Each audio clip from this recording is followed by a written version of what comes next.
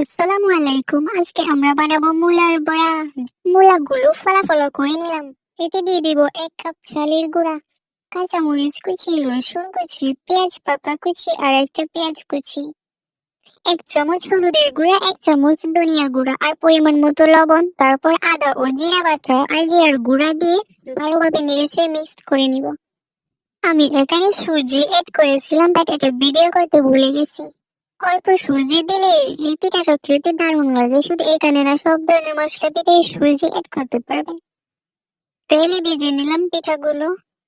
পিঠাগুলো থালায় নামাইতে না নামাইতে শেষ হয়ে গেছে, টানাটানি হুড়োহুড়ি লেগে গেছে, এত মজা হয়েছে।